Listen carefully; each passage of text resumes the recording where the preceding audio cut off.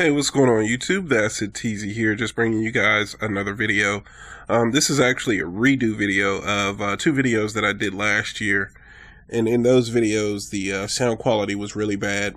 And every time I watched those videos, I just felt like doing them over again. So that's what I'm doing. And it's videos on the Dbal I-square. Since I've done those videos, the popularity has kind of grown a little bit more. And more people are interested in buying units like this. So I just wanted to do an updated video with better sound quality and hopefully better information. So if you've seen those videos, bear with me. Hopefully these videos will be better than those two that I had done before. So thanks for watching. But when you first purchase your laser devices Dbal I-square, it's going to come in a nice plastic case like this. It's just going to have the picture of the unit and everything like that on the front. Once you open it up, you'll notice that it comes in some foam padding as well. You've got your technical manual that tells you how to operate the unit and everything like that. And I advise you, anybody that's interested in buying one of these, that when you do get it, read the manual first. Especially for what you're paying. You want to make sure that you're using this unit properly and making sure that you are using it to the correct specifications that the manufacturer has designed it for. You've also get some more notice and disclaimer stuff like that. And then you get to the inside here and you'll notice that you have the unit. It comes with a battery and then it comes with a pressure pad. So picking up the unit and just kind of looking at it, you'll notice that it's not a very large unit or anything like that. It doesn't take up a whole lot of rail space on your AR-15. You'll also notice, if you look at it from the top, you'll notice some markings. You've got your windage and elevation adjustments on each side.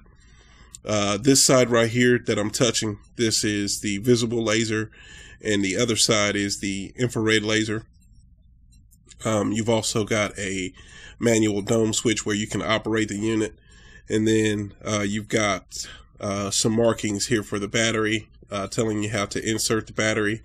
And the battery compartment is right here in the center. And then if you go to the back here, you'll see the operation knobs, or the operation knob. On this end, you'll see right there in the center, it says off. At the bottom, you've got a LV and then high V, and that stands for low visible and high visible laser. So these, if you twist the knob down towards the bottom, it will activate the visible laser. If you twist it up to the top, you'll see you have a low IR and a high IR output. If you twist the knobs to that, that will operate the IR lasers. The visible dome switch, if you, let's see here, doing this with one hand, and let's put it on high. So we'll turn the knob. And if you single click the knob, you get the dome switch. I'm sorry. If you single click the dome switch, you can turn the unit on. If you release it, the unit will cut off. If you click it twice, then the unit will stay on and you can remove your finger. Now we'll turn it over here to the bottom and you can see the mount for it, which is very rugged. And it has a quick detach feature, so all you have to do is twist that or turn that knob to tighten it down, and then to release it, you just press it out like so. Alright, so we'll put that back in the box. And then you've got your pressure pad. And the pressure pad works the same. It just plugs into the back. And whatever setting you have it on, it will operate that setting. You can double click the pressure pad to keep the unit on, just like you would the dome switch. Or you can press it one time to operate the switch manually. So if you release it, the laser will cut off. And that's pretty much it as far as the unit goes. And like I said, as far as weight, This thing is not heavy at all. It only adds about 7 ounces to your rifle, and you're good to go. And that's pretty much it. I want to show you guys how to actually, there's different ways that you can mount it, and so we'll look at that right now. Okay, so I've got the rail broken down here, and I've got no accessories on here except for some rail covers. And I just want to show you guys some different ways you can mount the Dbal onto your rifle. So first, the way that laser devices, they recommend that you set this up here. Bear with me, I'm using just one hand and trying to hold this in place. The way they recommend it is that you mount this thing as far forward as possible, and that's usually how I like to mount my Dbal. I like it up near the front. This is just one way. There are other ways that you can mount it, but I like to put it at the 12 o'clock position. One reason is because I can operate the dome switch here if I need to, and I've just got it sitting on the rail. It's not locked down, but turned on. Yeah, so looking here at the couch, there you go. So there's nothing in the way. There's nothing that can obscure the laser or anything like that. And you get a really good sight picture.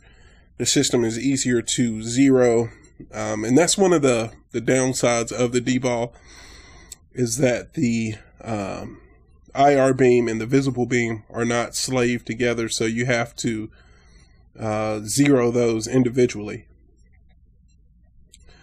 Now, a lot of people, and my buddy Numpsy, he likes to mount his, and I'll put the camera down for just a second.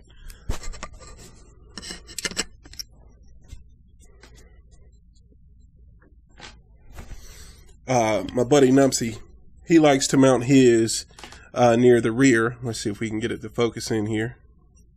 Okay, there we go. He likes to mount his Dbal near the rear. There's nothing wrong with that. It kind of helps balance out the weight on the rifle a little bit. Now, I will say that if you are going to run it back here, that I recommend you run it with the pressure switch. You can kind of run that in between the rails. I've done that before. That's one way you can run it. There are other ways and other places that you can put it as well. Some people like to mount it on top. I personally like to mount mine on the side here if I'm going to run it back here. Alright, so we'll go ahead and take it off. And then you can mount it on your side rails, which I have seen people do as well. And just mounting it this way it'll be kind of tricky with your zero, with the lasers moved that far over to the side there. Here, let's see. Okay, there we go.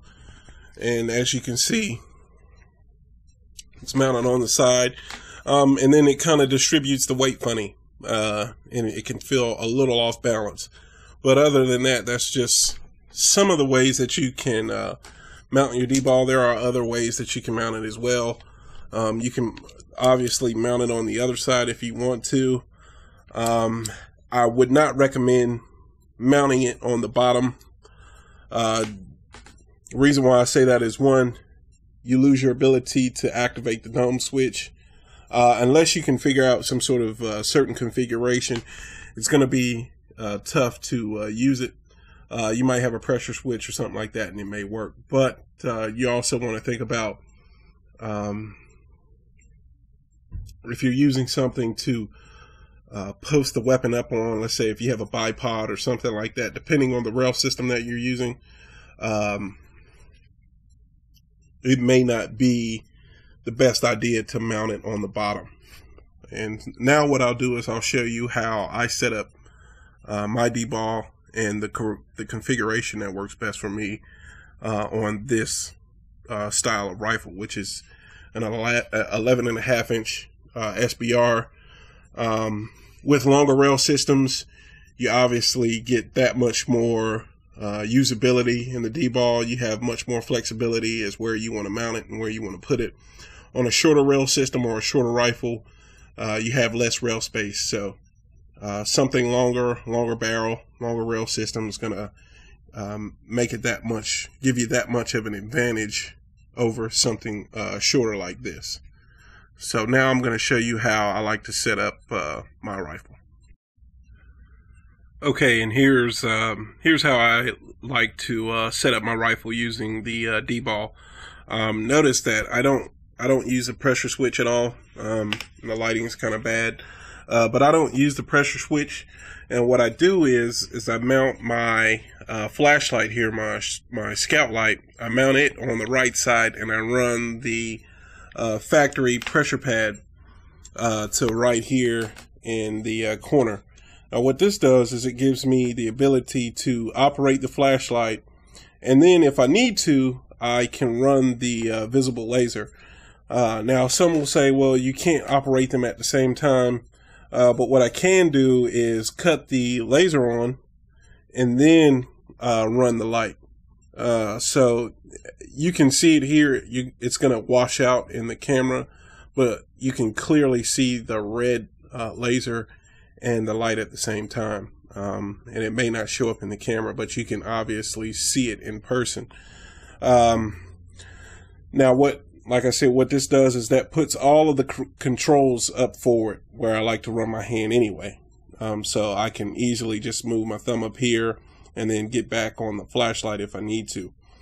And it also clears for the front sight post. So if I need to flip that up, for instance, if my optic goes down, I can flip that up and run my backup iron sights. And what I like to do is run the LaRue index clips. They help keep the pressure pad in place. They kind of push it up against the front sight here, and then I run just some clips to hold the wire in place that way so it's not flailing all around.